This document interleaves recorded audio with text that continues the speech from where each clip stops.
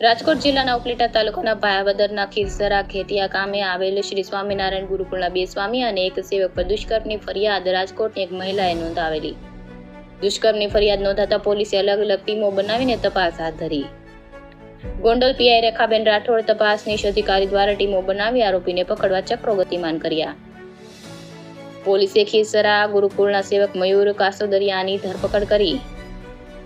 સેવક મયુર કાસોદરિયા જામટીંડી ગામે શ્રી સ્વામિનારાયણ કન્યા ગુરુકુળનું સંચાલન કરતો હતો. દુષ્કર્મ કેસમાં સહ આરોપી તરીકે છે નામ.